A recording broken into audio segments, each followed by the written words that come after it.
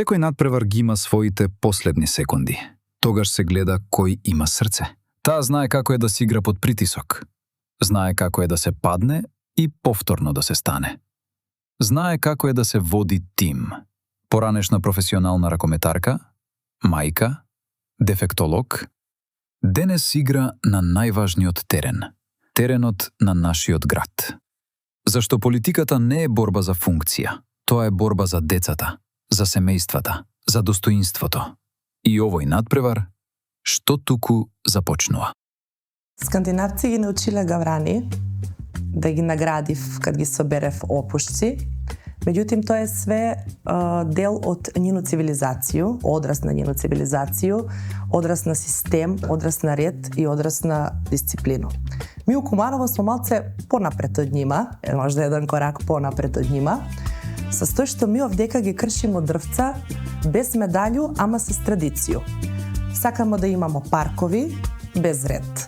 Сакамо лепоту без труд.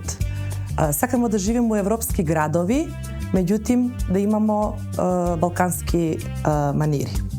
Ми, наши голуби, можемо да ги тренирамо и можемо да ги научимо да свак јунак што ќе се најде, да пружи руку, да ги искрши тој дрвце, да му слети на јакну и да му остави еден еколошки печат или евентуално да га клюкне по руку. Меѓутим, ми промене треба да ги направимо од нас сами. Треба за све нешто да почнеме од нас сами.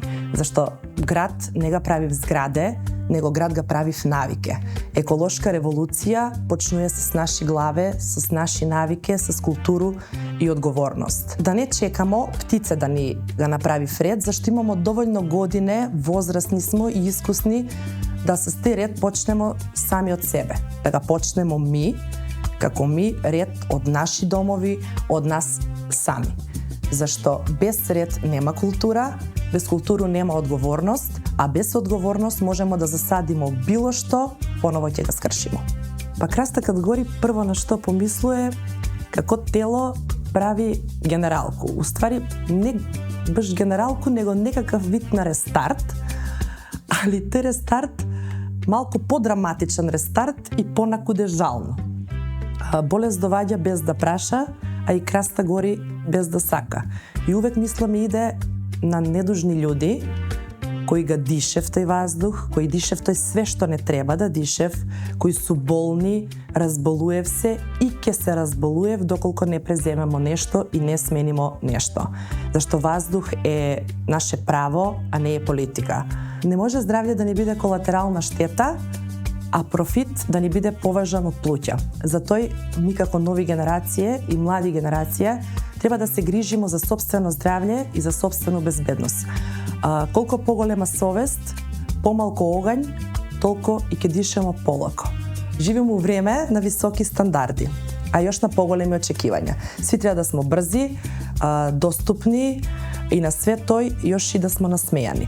Телефони ни звонив нон-стоп, како да работиме у брза помош. Ако не одговоримо за 3 минута каснимо, ако сме офлайн, нема не, а ако одмарамо, да сме неамбициозни. Стрес би нас sastavan дел од наш живот, како колега на работа. 8 од 8 е с тебе. Фокус ни опада, живци су ни потанки, а реално продуктивност или зима боловање или ги пакуе куфери. Оваков систем не прави успешни људи, прави људи кои што су исцрпени со маске на успех. Затоа ни треба ред, затоа ни треба мерка, затоа ни треба ритам. Ред ни треба за да знаемо што правимо, ритам ни треба за да не застанемо, а мерка ни треба за да знаемо дека за свак успех треба да бидемо совесни, заради тој што без совест наш успех нема никаква вредност.